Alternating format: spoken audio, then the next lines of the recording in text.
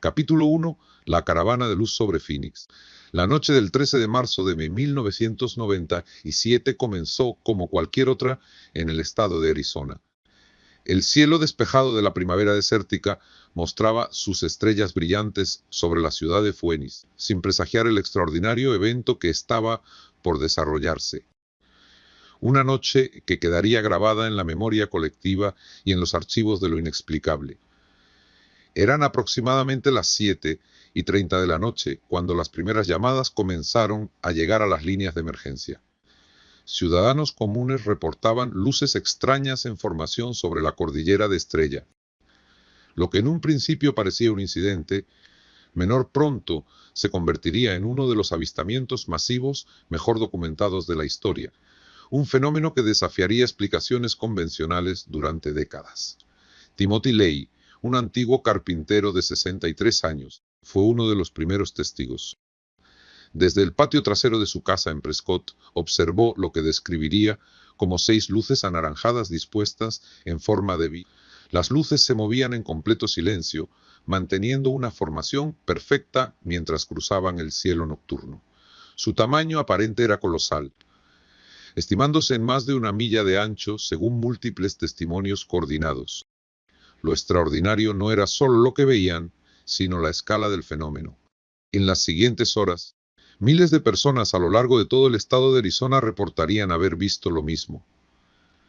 Desde Flagstaff hasta Tucson, desde Prescott hasta Phoenix. Los testimonios coincidían en los detalles esenciales. La consistencia entre observadores separados por cientos de kilómetros era notable y desconcertante. Bill Greiner, piloto comercial con más de 20 años de experiencia, observó las luces desde su avión. Su testimonio sería particularmente valioso por su conocimiento aeronáutico. Describió las luces como formando un objeto sólido masivo, tan grande que bloqueaba las estrellas detrás de él. El silencio absoluto que acompañaba al objeto le resultaba particularmente desconcertante, pues cualquier aeronave convencional de ese tamaño produciría un ruido ensordecedor. Pero el evento principal estaba por ocurrir. Casi 3 horas después, alrededor de las 10 de la noche, un segundo grupo de luces apareció sobre la ciudad de Phoenix.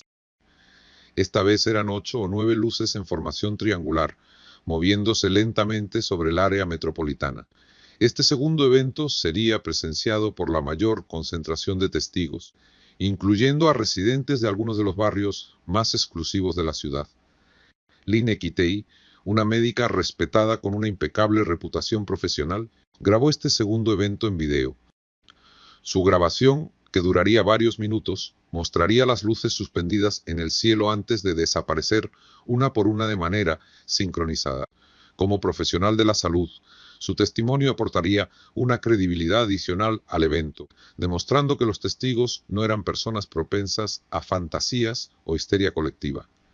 La respuesta oficial inicial fue el silencio. Cuando la presión pública se volvió insostenible debido a la cobertura mediática, el gobernador Fife Symington convocó una conferencia de prensa. En lugar de ofrecer explicaciones serias, presentó a su jefe de gabinete disfrazado de alienígena. La broma cayó mal entre los miles de testigos que sabían perfectamente que lo que habían visto era real y merecía una investigación seria. Días después, la Fuerza Aérea ofreció una explicación oficial. Según su portavoz, las luces correspondían a aviones A-10 Bartok en un ejercicio de entrenamiento lanzando bengalas. La explicación, sin embargo, presentaba problemas significativos que muchos expertos independientes señalaron inmediatamente. Mitch Stanley, un astrónomo aficionado con equipo profesional, había observado las luces a través de su telescopio de alta potencia. Lo que vio contradijo directamente la versión oficial. A través del aumento óptico, pudo distinguir que las luces no eran bengalas independientes, sino que formaban parte de un objeto sólido masivo de color gris oscuro. Su testimonio especializado echaba por tierra la explicación militar y planteaba preguntas aún más profundas. Los pilotos de los supuestos A-10 nunca fueron identificados públicamente. Los registros de vuelo que podrían haber corroborado la historia oficial nunca se hicieron públicos a pesar de múltiples solicitudes. La ubicación y timing exactos del ejercicio militar nunca fueron confirmados de manera independiente, dejando dudas sobre la veracidad de la explicación oficial. Lo que hace el caso de las luces de Phoenix tan fascinante es la calidad y cantidad de los testigos. No eran unos pocos entusiastas de los ovnis, sino miles de personas de todas las profesiones y niveles educativos. Médicos, pilotos, policías, políticos, empresarios, todos coincidían en lo esencial de sus observaciones. La diversidad de los testigos hacía imposible atribuir el evento a una alucinación colectiva o histeria masiva. El gobernador Symington, años después, en 2007, admitiría que él mismo había visto el objeto desde su residencia oficial. Revelaría que su broma en la conferencia de prensa había sido un intento de calmar la histeria colectiva, aunque reconociendo que había sido un error de juicio. Esta admisión tardía validaría indirectamente los testimonios de miles de ciudadanos que durante años habían sido ridiculizados. Las consecuencias para muchos testigos fueron significativas y en algunos casos devastadoras.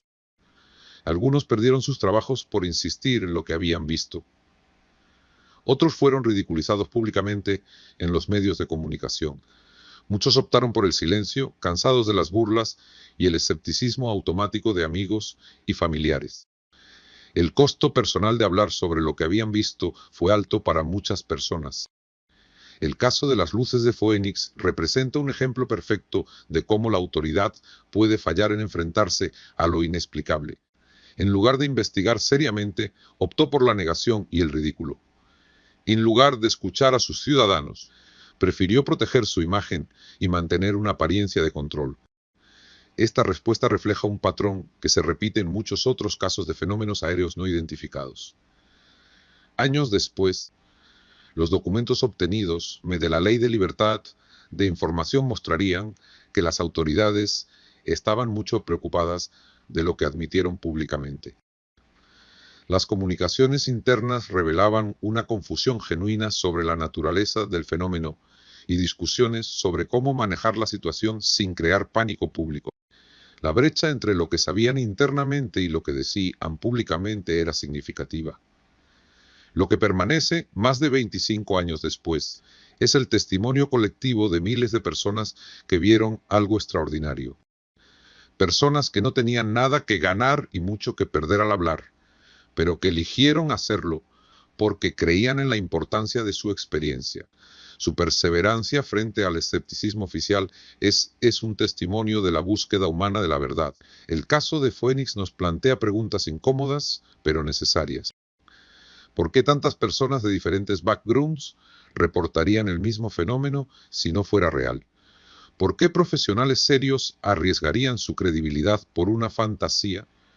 ¿Y por qué las autoridades insistirían en una explicación que claramente no satisfacía a los testigos ni a los expertos independientes? La noche del 13 de marzo de 1997 dejó una marca imborrable en la historia de Arizona y en el estudio de los fenómenos aéreos no identificados.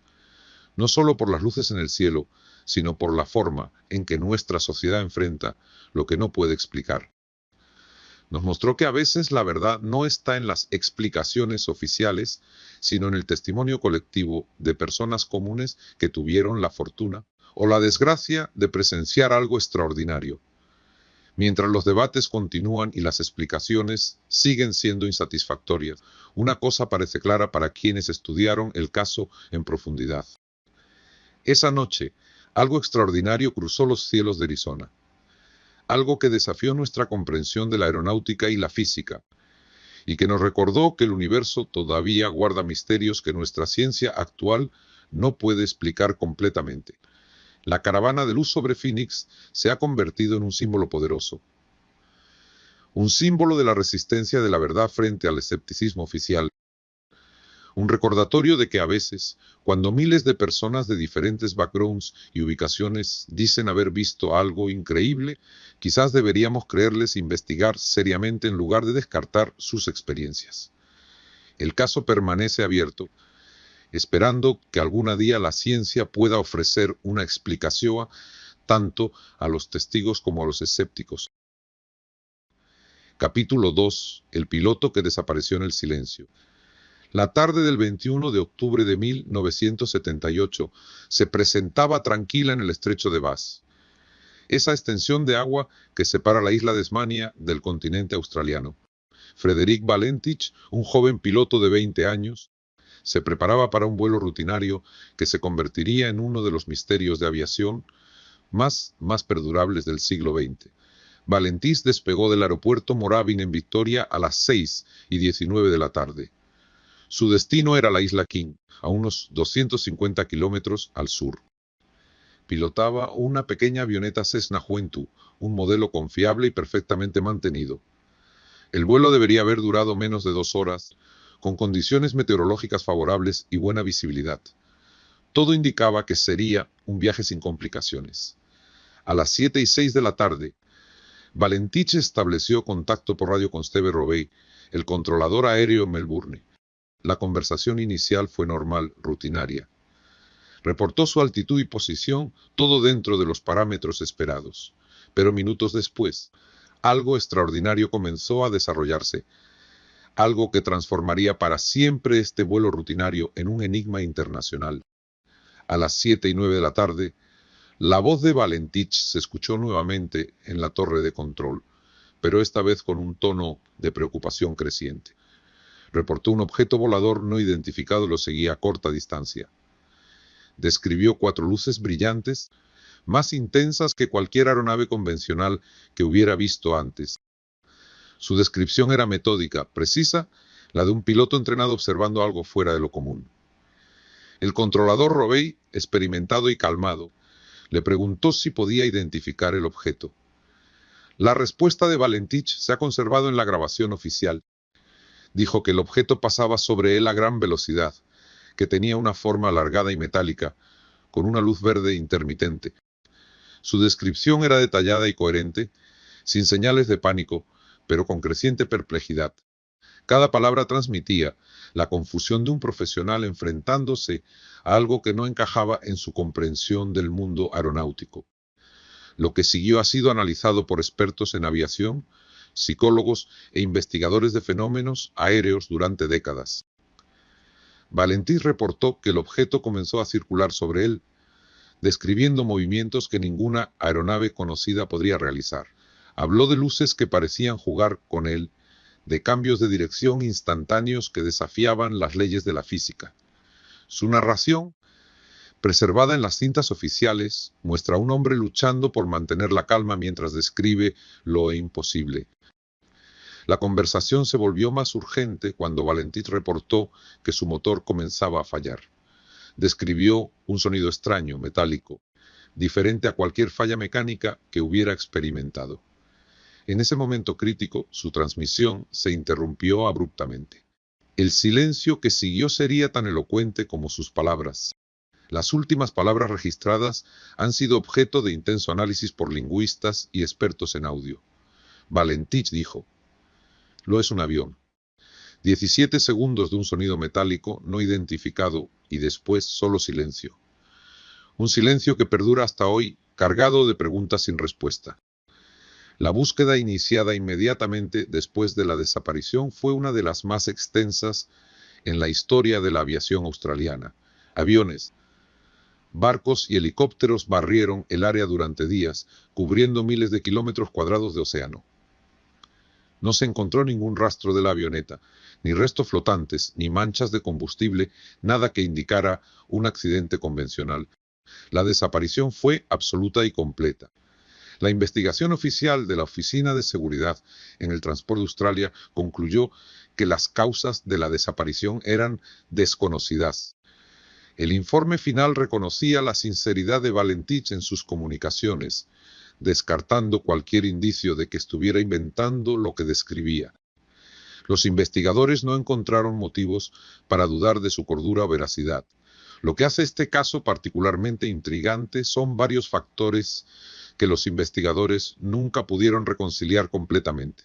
Valentich era un piloto experimentado para su edad, con más de 150 horas de vuelo totales. No tenía motivos para inventar una historia tan extraordinaria.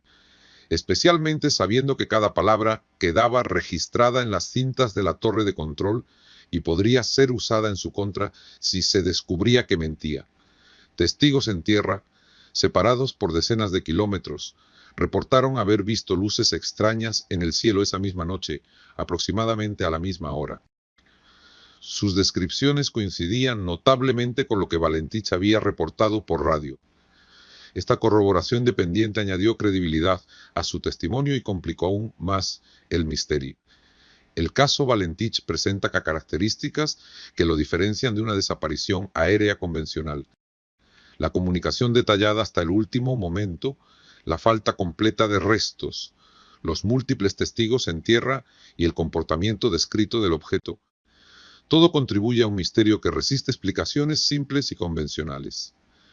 Años después de la desaparición, surgieron numerosas teorías que intentaban explicar lo ocurrido. Algunos sugirieron que Valentich pudo haber sido víctima de una ilusión óptica, confundiendo a Venus con un objeto cercano. Pero los expertos en aviación descartaron esta posibilidad, señalando que Valentich era un piloto entrenado perfectamente capaz de distinguir entre planetas y objetos cercanos, especialmente en las condiciones de visibilidad de esa noche. Otros especularon con la posibilidad de que hubiera participado en un vuelo de contrabando e inventado la historia para encubrir sus actividades. Sin embargo, las investigaciones exhaustivas no encontraron ninguna evidencia que apoyara esta teoría. Valentich no tenía antecedentes ni conexiones conocidas con actividades ilegales y su historial personal era intachable. La familia de Frédéric Valentich siempre mantuvo que su desaparición estaba relacionada con lo que le había reportado. Su padre, Guido Valentich, pasó años buscando respuestas, convencido de que su hijo había sido testigo de algo extraordinario antes de desaparecer. La familia rechazó todas las explicaciones convencionales, insistiendo en que Frédéric era un piloto responsable que nunca habría inventado tal historia. El caso permanece técnicamente abierto, aunque con poca actividad investigativa en años recientes. Las grabaciones originales de la comunicación se conservan en los archivos de la Autoridad de Aviación Australiana, disponibles para quiera escuchar la voz de un hombre describiendo lo imposible momentos antes de desaparecer para siempre en el misterio. Lo que el caso Valentich representa va más allá de la simple desaparición de un avión. Es el testimonio documentado de un encuentro en tiempo real, narrado por alguien que sabía que sus palabras quedaban registradas para la posteridad. Es la historia de un hombre común enfrentándose a lo extraordinario mientras cumplía con una rutina cotidiana. Un relato que conserva su poder de fascinación décadas después. Para la comunidad de investigación de fenómenos aéreos, el caso Valentich sigue siendo un referente importante. Combina múltiples elementos de credibilidad, comunicación grabada oficialmente, testigos independientes en tierra, investigación gubernamental exhaustiva y la completa desaparición sin explicación convencional satisfactoria. Cada año, en el aniversario de su desaparición, aviadores e investigadores recuerdan la historia de Frédéric Valentich, no como una leyenda o un mito, sino como un recordatorio de que todavía hay misterios en nuestros cielos que desafían a nuestra comprensión, fenómenos que se resisten a ser catalogados y explicados por la ciencia convencional.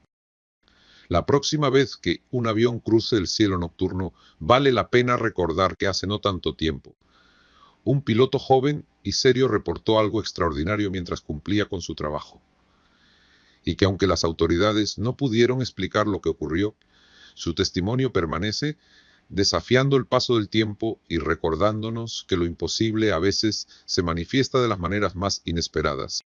El estrecho de Bass guarda su secreto celosamente y Frédéric Valentich se convirtió en un símbolo de todos aquellos que han visto algo que no pueden explicar y que tienen el valor de contarlo, aunque se enfrenten al escepticismo y la incredulidad.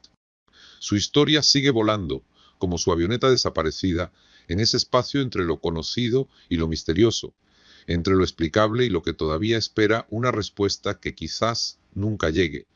El caso Valentich nos enseña que a veces la verdad puede ser más extraña que la ficción, y que el universo todavía guarda misterios que nuestra ciencia no puede explicar completamente.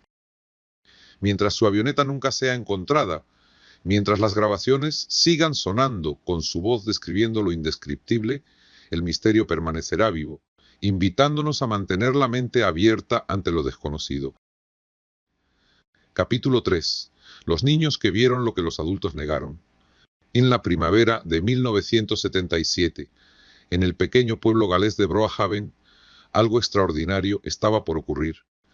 Un evento que involucraría a docenas de niños testigos y que desafiaría la comprensión convencional de la realidad.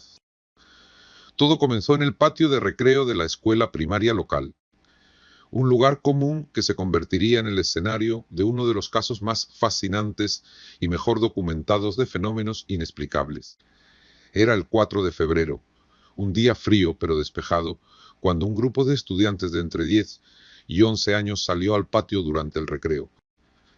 Lo que presenciarían en los siguientes minutos quedaría grabado en sus memorias para siempre y desencadenaría una investigación que todavía hoy, décadas después, sigue generando preguntas sin respuesta. David, uno de los estudiantes, fue el primero en notar algo extraño en el campo adyacente a la escuela. Lo que describió era un objeto plateado en forma de puro, suspendido silenciosamente sobre el terreno. El objeto, estimado del tamaño de un autobús escolar, no emitía sonido alguno y parecía flotar a pocos metros del suelo. Lo que hizo este avistamiento particularmente notable fue que no fue un testimonio aislado. 14 niños, de manera independiente, reportaron haber visto exactamente lo mismo. Sus descripciones coincidían en los detalles esenciales, a pesar de haber estado agrupados en diferentes áreas del patio de recreo. Esta consistencia inmediatamente llamó la atención de los profesores. La señorita Rita Stevens, la maestra a cargo del recreo, inicialmente pensó que se trataba de una broma coordinada, pero la sinceridad evidente en los rostros de los niños, algunos de ellos visiblemente alterados, la hizo reconsiderar. Decidió llevar a los estudiantes a la oficina del director para hacer un reporte formal. Lo que siguió fue un ejercicio espontáneo de investigación periodística infantil. Los niños, por iniciativa propia, comenzaron a entrevistarse entre sí, tomando declaraciones y haciendo dibujos de lo que habían visto. Sus representaciones creadas por separado mostraban un notable grado de similitud en la forma del objeto, su color y su comportamiento. El director, el señor William Davies, un educador escéptico por naturaleza, se encontró en una posición difícil. Por un lado, tenía un grupo de estudiantes consistentes en su relato. Por otro, la historia que contaban parecía sacada de la ciencia ficción. Decidió contactar a las autoridades locales y a la prensa. La respuesta oficial fue rápida, pero insatisfactoria. La Real Fuerza Aérea Británica envió un investigador que, después de una breve indagación, declaró que los niños probablemente habían visto un helicóptero. Esta explicación fue inmediatamente rechazada por los testigos, quienes insistían en que el objeto no tenía alas, no hacía ruido y se mantenía completamente estático en el aire. Pero el avistamiento escolar fue solo el comienzo. En las semanas siguientes, Broaven experimentó una oleada de fenómenos extraños. Múltiples residentes reportaron haber visto luces en el cielo nocturno. Un granjero local encontró círculos extraños en sus campos, y varios conductores describieron encuentros con vehículos no identificados en las carreteras rurales. Uno de los casos más intrigantes involucró al señor y la señora Williams, dueños del Hotel Broaven. Una noche, mientras cerraban el establecimiento, observaron una luz intensa que descendía hacia el campo detrás del edificio. Al investigar, encontraron un área de vegetación aplanada en forma circular, con las plantas dobladas pero no rotas. Lo fascinante del caso de Broaven no es solo lo que la gente vio, sino la reacción de las autoridades. En lugar de investigar seriamente los múltiples reportes, optaron por el escepticismo sistemático. Los testigos adultos fueron tratados con condescendencia, mientras que a los niños se les acusó de tener imaginaciones sobreactivas. Sin embargo, los niños de Broaven no se dejaron intimidar, continuaron insistiendo en lo que habían visto.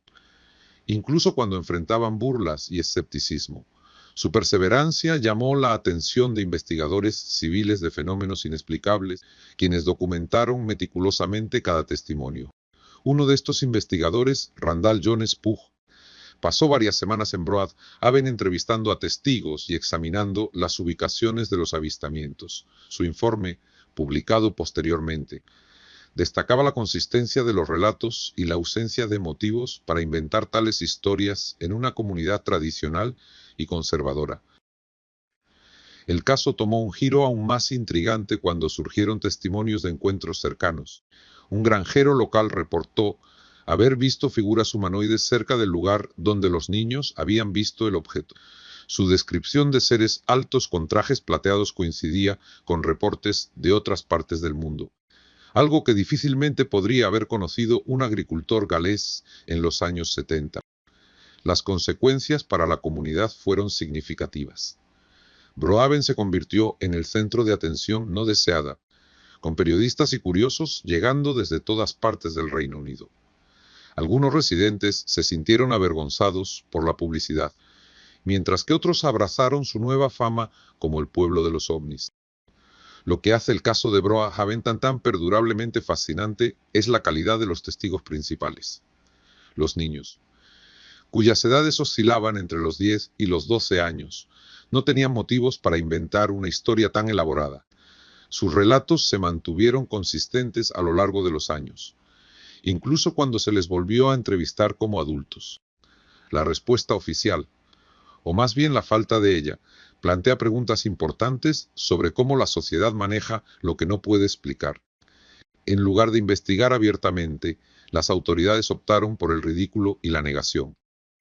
Esta actitud refleja un patrón que se repite en muchos casos de fenómenos inexplicables. Hoy, más de 40 años después, los niños de Broad Haven son adultos que todavía mantienen su historia. Algunos de ellos han dado entrevistas recientes, reiterando que lo que vieron aquel día de febrero fue real y que ninguna explicación convencional se ajusta a lo que presenciaron. El caso de Broad Haven representa un ejemplo poderoso de cómo el testimonio colectivo, especialmente cuando proviene de múltiples testigos independientes, merece ser tomado en serio. También nos recuerda que los niños pueden ser observadores más confiables de lo que los adultos suponen, libres de los prejuicios y las suposiciones que a menudo nublan la percepción de los mayores.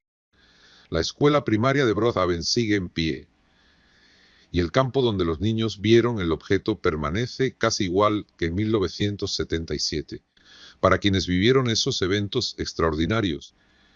El lugar sigue siendo un recordatorio tangible de que a veces la realidad puede ser más misteriosa de lo que estamos dispuestos a admitir. El legado de Broad Haven perdura no solo en los archivos de lo inexplicable, sino en la memoria viva de una generación que tuvo el valor de contar lo que vio, enfrentándose a escepticismo oficial con la simple pero poderosa arma de la verdad persistente. Su historia sigue inspirando a investigadores y recordándonos que los misterios más profundos a veces se esconden a plena vista, esperando que tengamos la sabiduría de verlos con ojos abiertos. Capítulo 4. Los pescadores que tocaron lo desconocido. La noche del 11 de octubre de 1973 envolvía el río Pascagoula en una tranquilidad engañosa. Charles Hickson, de 42 años, y Calvin Parker, de 19, se preparaban para una jornada más de pesca nocturna. Ambos trabajaban en un astillero local y la pesca era tanto su pasatiempo como un complemento a sus ingresos. Ninguno de los dos podría haber imaginado que esta noche ordinaria se convertiría en un punto de inflexión en sus vidas y en uno de los casos de encuentros cercanos más documentados de la historia. Eran aproximadamente las 9 de la noche cuando el silencio fue roto por un sonido extraño, un zumbido agudo que parecía venir de todas direcciones simultáneamente. Hickson describiría después el sonido como similar al de una abeja gigante, pero con una cualidad mecánica que helaba la sangre. Parker, más joven e impresionable, sintió de inmediato un miedo visceral que no podía explicar. Lo que sucedió después ocurrió con una rapidez aterradora. Una luz azulada apareció sobre el río, iluminando la superficie con una intensidad sobrenatural. De esta luz emergió un objeto ovalado de unos 30 pies de diámetro, que flotaba silenciosamente a pocos metros sobre el agua. El objeto carecía de ventanas visibles o características discernibles, solo una superficie lisa y metálica que reflejaba tenuemente la luz de la luna.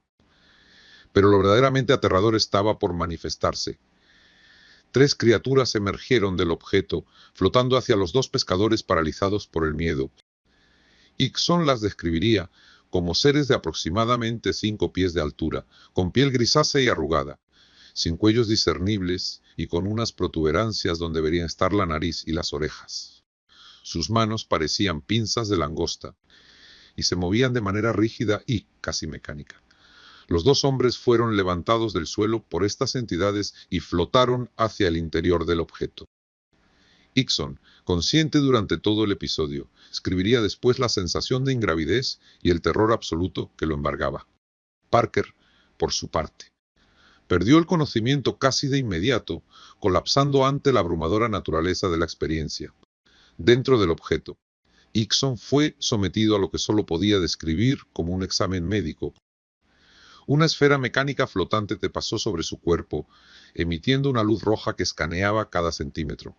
El proceso duró aproximadamente 20 minutos, aunque Hickson admitiría después que la percepción del tiempo se había distorsionado por completo durante la experiencia. Cuando fueron liberados, los 2 hombres se encontraron de vuelta en el muelle, desorientados y traumatizados.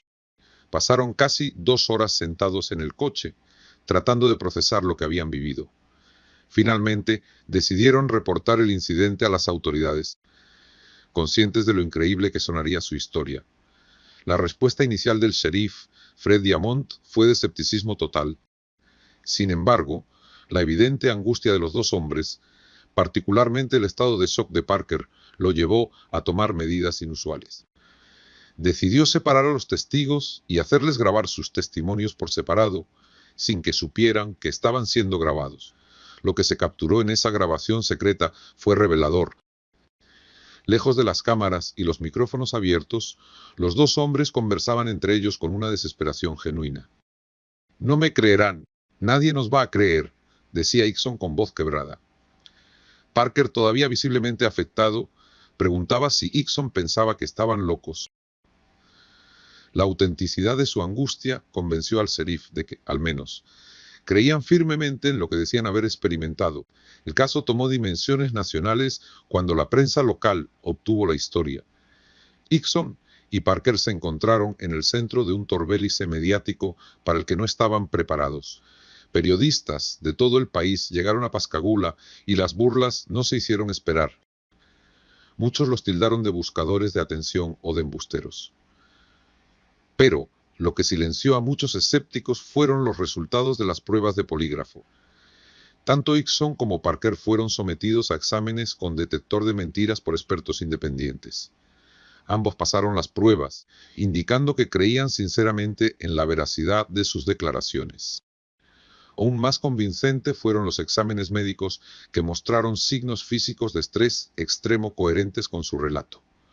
El doctor James Harder, director de investigaciones de la PARO, una organización de investigación de fenómenos aéreos, entrevistó extensamente a ambos hombres bajo hipnosis. Sus relatos, obtenidos por separado, mantuvieron una consistencia notable en los detalles esenciales. Harder declararía después que estaba convencido de la sinceridad de los testigos.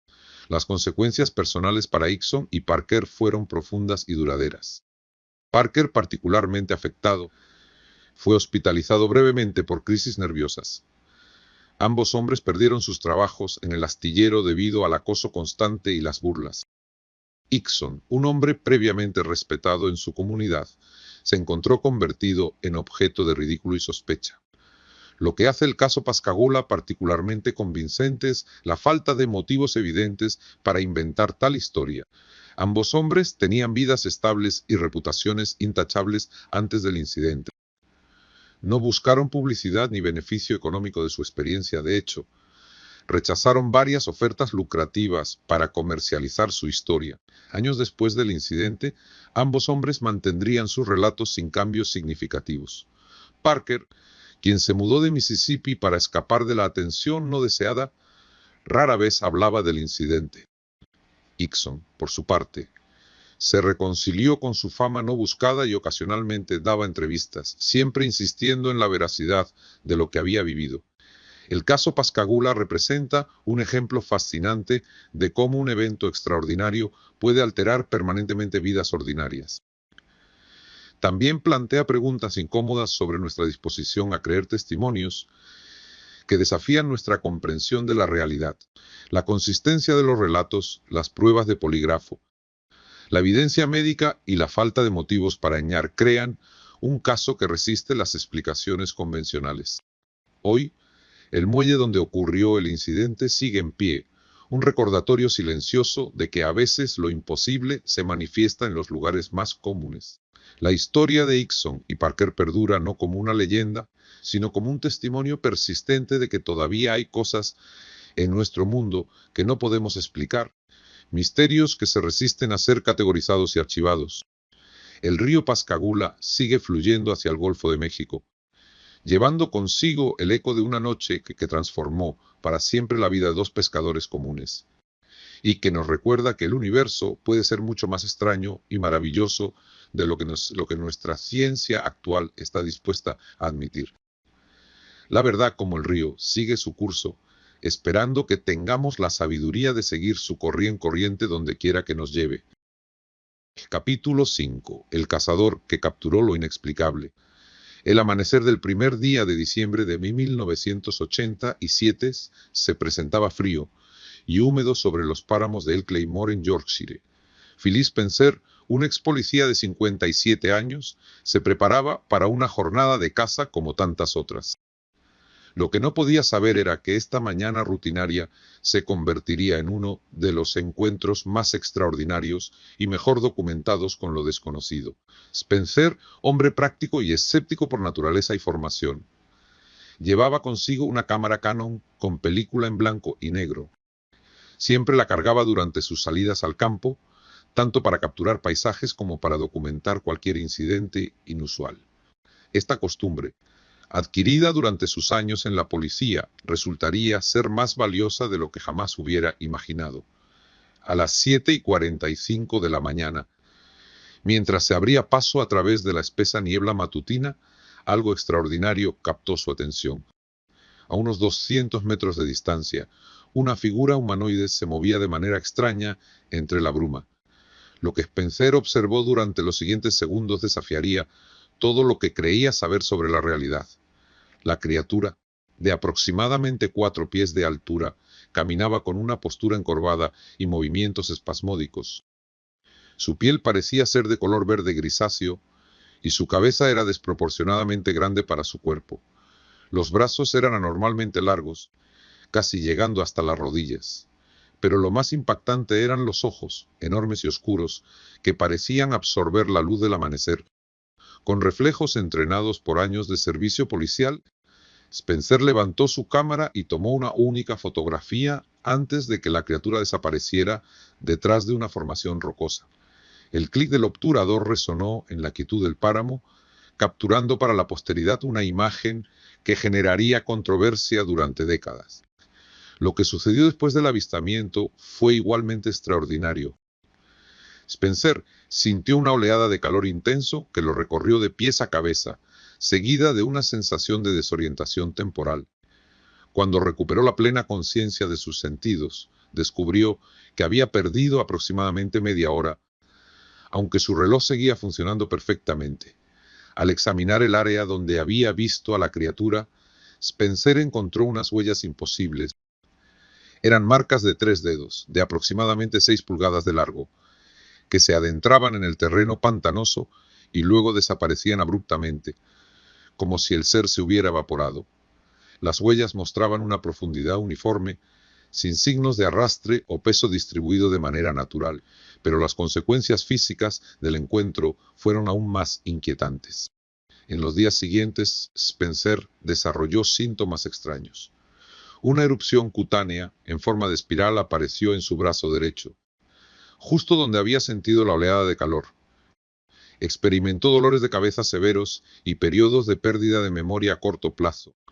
Lo más preocupante eran los sueños recurrentes que comenzó a tener, visiones de extraños símbolos geométricos y paisajes alienígenas. Spencer, siendo hombre metódico, documentó estos síntomas en un diario detallado. También visitó a su médico de cabecera, quien no pudo explicar el origen de sus dolencias. Las pruebas médicas mostraron niveles anormales de radiación electromagnética en su cuerpo, aunque dentro de lo que las autoridades sanitarias consideraron límites aceptables. La fotografía que Spencer había tomado se convertiría en el centro de una intensa controversia.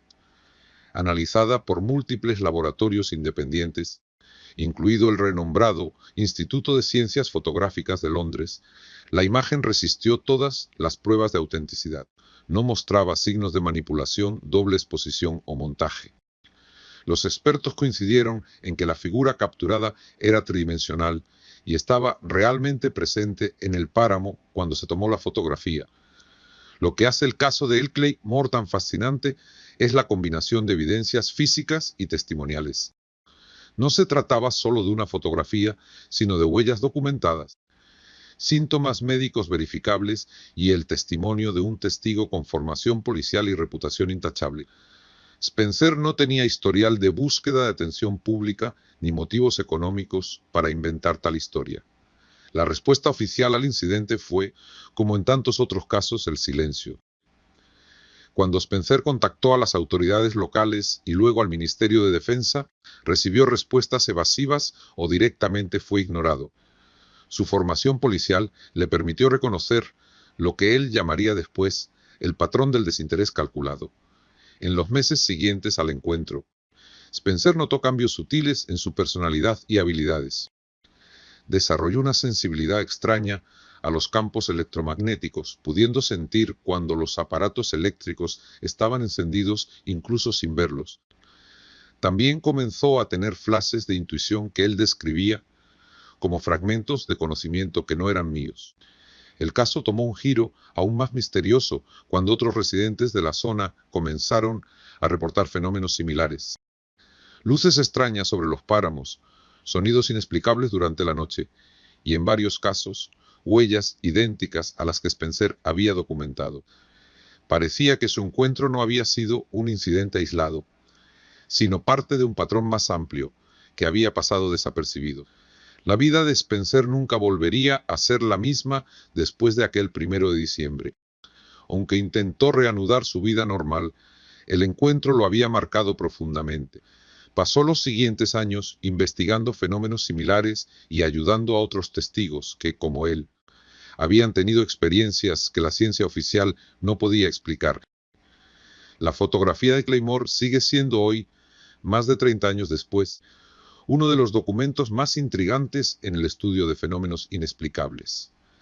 A diferencia de muchas otras imágenes controversiales, esta ha resistido el paso del tiempo y el escrutinio tecnológico más avanzado. El caso Spencer nos plantea preguntas fundamentales sobre los límites de nuestra comprensión de la realidad.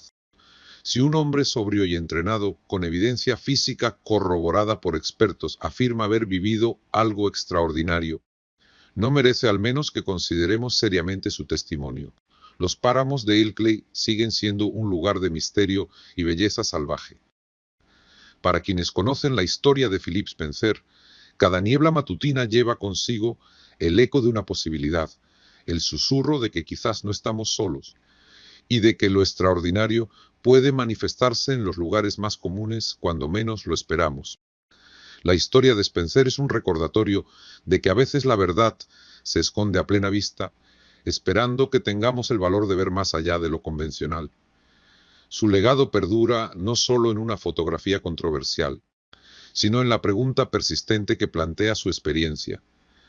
¿Qué más podría estar ahí fuera, esperando ser descubierto por alguien lo suficientemente valiente como para contarlo? Si estas historias de testigos comunes que vivieron experiencias extraordinarias te han hecho reflexionar sobre los misterios que nos rodean, tu participación es esencial para que continuemos explorando estos enigmas.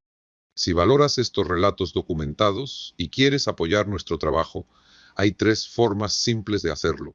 Dale like a este video si crees estos testimonios merecen ser escuchados y preservados.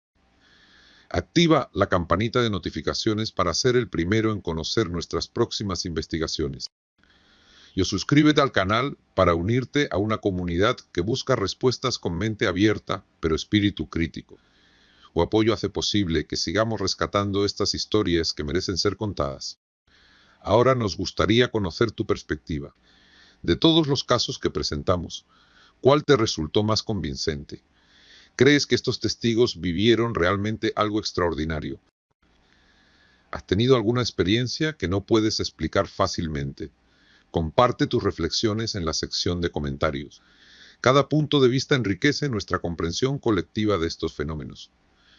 La búsqueda de respuestas continúas, y tu voz es una parte valiosa de esta exploración. Gracias por acompañarnos en este viaje a través de testimonios que desafían lo convencional. Recuerda, a veces las verdades más profundas comienzan como historias que nadie se atreve a contar,